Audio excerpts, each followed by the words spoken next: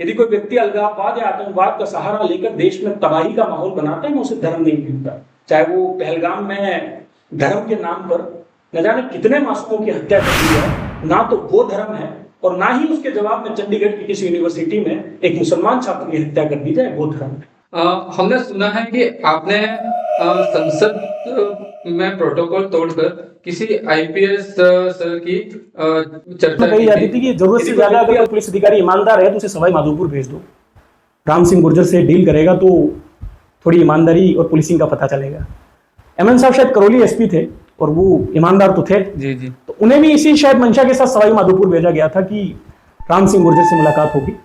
और मुझे नहीं पता उन्होंने कितनी पुलिसिंग सीखी, कितनी ईमानदारी, मैं इन चीजों में नहीं आना चाहूंगा, लेकिन मैं इतना जरूर जानता हूं कि कुछ दिनों बाद जब उनकी सवाई माधोपुर में एसपी पोस्टिंग हुई तो कुछ दिनों बाद इंडियन एक्सप्रेस न्यूज़पेपर की हेडलाइन में एक खबर जरूर छपी थी कि चंबल का कुख्यात डकैत राम सिंह जो था वो पुलिस मुठभेड़ में मारा गया।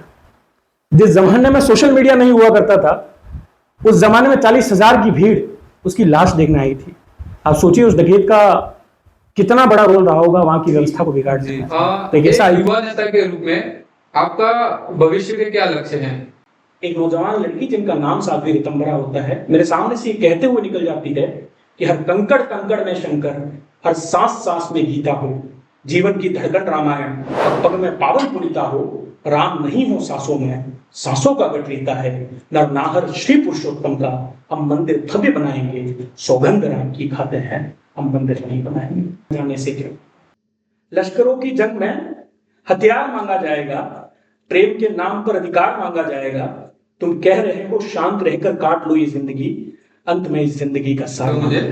तो आज धर्म की क्या परिभाषा है? ऐसे में सबको ये उम्मीद थी कि देश में एक नया प्रधान आया है गुजरात की साबरमती से निकलकर, जो एक नया सवेरा लाएगा। उन अपेक्षाओं के साथ हम सब इन नारों की गूंज में आगे बढ़ रहे थे कि मोदी जी आएंगे, भारत विश्व गुरु और विश्व राष्ट्र के पद पर अग्रसर होगा।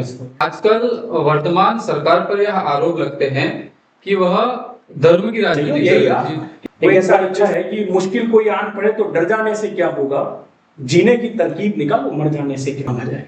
तो आज कोई युवा वहां पे पार्टिसिपेट करना चाहे तो उसके लिए क्या प्रोसेस है? लिखते हैं कि इस उम्र में एक गांव देहात से निकलकर संसद तक पहुंचना, ये पूरे वागड़ क्षेत्र के लिए एक उपलब्धि है, बड़ी उपलब्धि है।